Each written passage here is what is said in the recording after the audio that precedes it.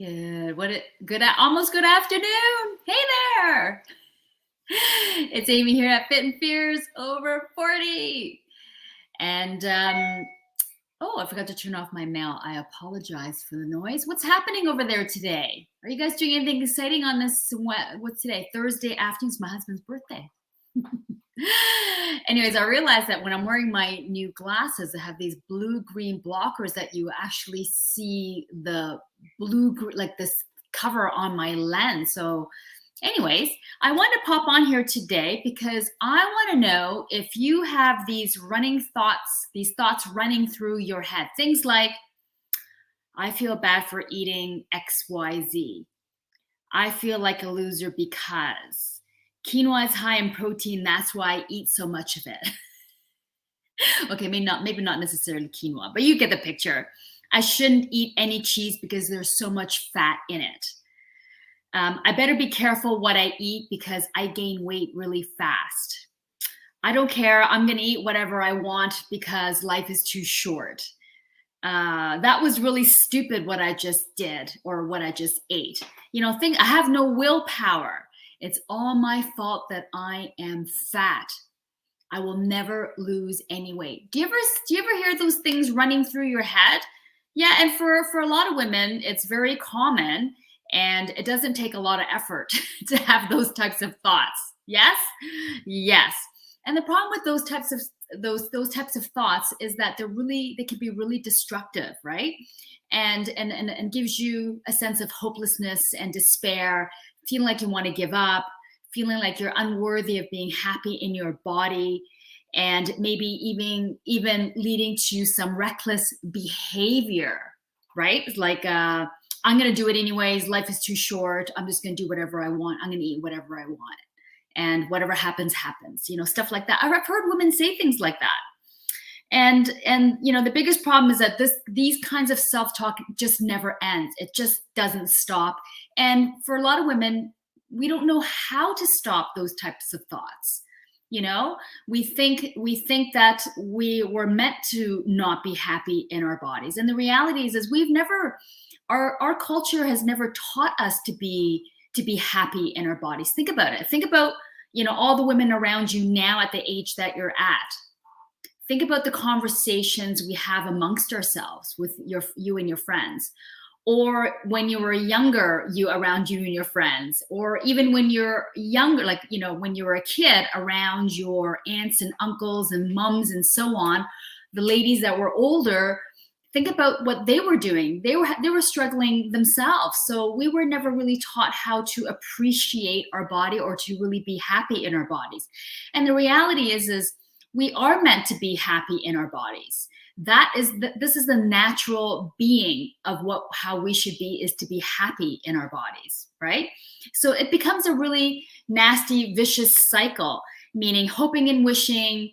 Okay, you have these negative thoughts, then hoping and wishing you'd be happy in your body, thinking that it's all your fault, and you're hoping that something miraculously is going to happen, that if you lose the weight, that you will be happy. If you do this, then you'll get that, right? Well, this is so not true, right? It's a nasty cycle. And getting on the diet, as we all know, isn't going to find you happiness. Neither is weight loss. Weight loss is weight loss. And happiness in your body is happiness in your body. What I mean by that is when you truly try to find happiness in your body, it's actually an inside game, meaning it's up here in your head. It's all up here. It's not in your weight, in your size, or in your body type. It's none of that at all. And this is where the lines get blurred. Women think that if I lose 10 pounds, then I will be happy. If something happens, then you'll get this. If I fit into these jeans, then I'll be happy. If I can do this, then I'll be happy. And that's not true. And there is a way out. And believe it or not, it has nothing to do with your food. It has nothing to do with, the pants you can't fit into or you can fit into, and so on and so on. What it boils down to is really coming from a place of curiosity and of non-judgment, as we all know. And what I mean by a place of curiosity is, do you ever ask yourself why you're having these thoughts, why you feel the way you feel? And yeah, oftentimes I think, yeah, it's my weight. Okay, well, why is it my weight? We're not drilling down far enough. We're not questioning ourselves down far enough to get to the real answer of the problem that you have with being unhappy with your body. So I've given this example before in the past where, you know, whether you have children of your own, we were all kids at one point, and, you know, when you're kids, you always ask your mom and dad, why is the sky blue? And then your mom and dad say, well, it's because of the oxygen and the nitrogen and all whatever the chemical, you know, stuff like that. And then you're like, but why? But why? But why? And that's all you get from this 5-year-old self, all these questions, these why questions. And that's really what we need to do with ourselves, is to continue asking yourself why. When you ask yourself why by the 4th time, you more than likely got your answer. But the first 1 or 2, 3 times, you probably haven't drilled down far enough to get the true reason of why you are unhappy with your body, right? So coming from a place of curiosity, asking yourself lots of questions. And another way too is to creating positive self-talk and gratitude. And when we're always hating and criticizing our body, what is that saying? It's saying that you don't care, that it's not coming from a place of care, is not coming from a place of love. It's not coming from a place of, what's the other one? Coming from a place of gratitude. We're not being grateful, right? Think about it. When you're always criticizing your hips, what's that saying? It's like you're not being grateful for what it's done. It's allowed you to run, walk, travel, go to work, have kids, have your beautiful family, have sex with your partner and your husbands and your boyfriends and whatever's, right? Your hips is you should be grateful. We should be grateful for all our body parts and for even being alive. You know, I had a friend, it's been just over a year. She was a big cyclist, her and her husband, that just had a newborn. I think he was probably about 2 years old. They went for a bike ride, and he had 2 kids of his own. So there's 3 of them out for a family bike ride. And she wanted to go for another lap on her own because she's been at home looking after the children and just needed a little extra more. So what happened was she didn't come home. She didn't make it home. She T-boned another cyclist in a blind intersection and severed her basically T4, T5, T3, I can't remember, basically right here in her thoracic spine. She's a paraplegic. And I know when I think about it, I just want to cry my eyes out. But this is what I mean. We are actually not being grateful for all our body parts, right? What it's allowing us to do on a day-to-day basis. And oftentimes when we think negatively, we feel negatively, and it becomes that nasty little cycle that you just can't get off.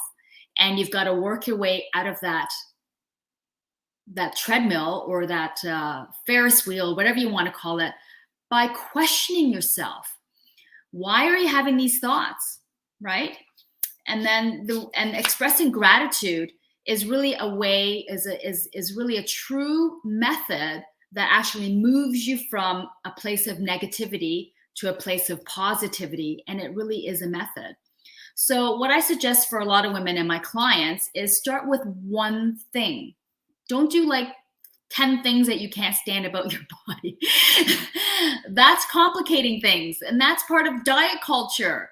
Pick one thing. Maybe it's your thighs. You know, I hear a lot of women, thighs or hips are a big one, or arms, the back of the arms, right? That's a big one.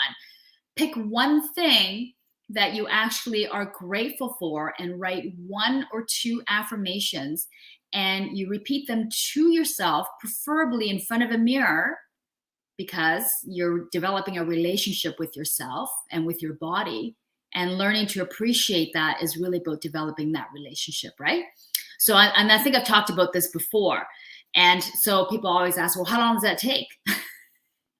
Okay, asking that question is diet culture, first of all. Second of all, the answer is, well, everybody's different. We all have different circumstances. We've all had different struggles. We've all struggled for various times, like, you know, whether it's 10 years, maybe some people struggle for years versus decades, depends on what's going on in your life, depends on how badly you feel about your body. It depends. So it varies from person to person. But the key here is staying committed to, finding true happiness in your body, because it has nothing to do with your weight, size, or your shape. All right, so that's it for today.